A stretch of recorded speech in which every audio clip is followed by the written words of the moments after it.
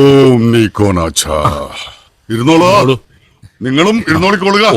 ഓം ദിഗംബരക്ഷണായ. കണ്ണട മാറ്റ്. ഗ്ലാമർ കൂടി പോയല്ലേ.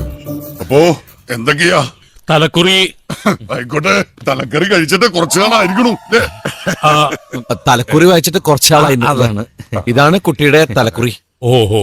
തമ്പുരാനോട് നക്ഷത്രം ചോദിക്കേ. നക്ഷത്രം ക്രിസ്മസ് വെച്ച് കടവട്ടി. അതല്ല, തമ്പുരാന്റെ നക്ഷത്രം മൂലല്ലെന്ന് ചോദിക്കേ. തമ്പുരാന്റെ നക്ഷത്രം മൂലം. അതെ, മുഖത്ത് എഴുതി വെച്ചിരിക്കണു. മുഖം മൂലത്തിന്റെ കണ്ണാടി. മൂലം വെച്ചൊരു ശ്ലോകം ചെല്ല്. വെച്ച് വലിയ തന്നെ തെറ്റും. പിന്നീട് മൂലം വെച്ചു. ഞങ്ങൾക്കറിയേണ്ടത് ഇവളുടെ വിവാഹം, ആയുസ്. കവടി കഷ്ക്. എന്നോട് കൊപ്പ ചെയ്യണ്ടു. കവടി കഷ്കും എന്തെങ്കിലൊക്കെ പറ.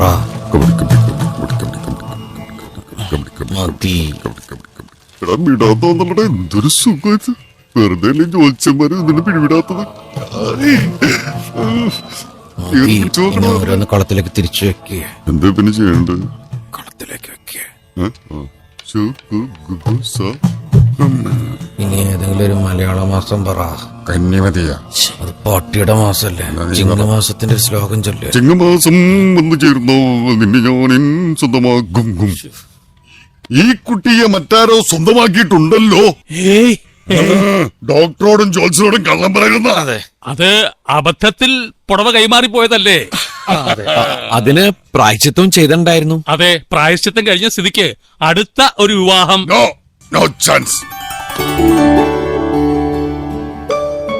കുട്ടിയുടെ ആയുസൊന്ന് നോക്കിയാൽ. അതെ, ആയുസിന്റെ കവടി. ഈ കുട്ടി മരിക്കേണ്ട സമയം കഴിഞ്ഞിരിക്കണു. തലനാരെടുക്കാൻ രക്ഷപ്പെട്ടത്. ഇനി ഈ കുട്ടിക്ക് മരിക്കണവരെ ഒടുക്കത്തായുസ. എന്താ? അത് ഈ ദീർഘായുസാണ് ഇനി മുതൽ എന്നാണ് പറയണത്. എന്താ പിന്നെ ബാക്കി നാളെ ആവാം. വീശാൻ സമയമായിരിക്കണു. എന്താ? തെക്കൻ കാറ്റ് വീശാറായാ പിന്നെ അത് ഈ രാശി പറയുന്നതിന്റെ അസ്തമിച്ചു കഴിഞ്ഞാൽ പിന്നെ കൂട്ടണ്ട, വിശദമായിട്ട് നാളെ ആവാം. ആയിക്കോട്ടെ.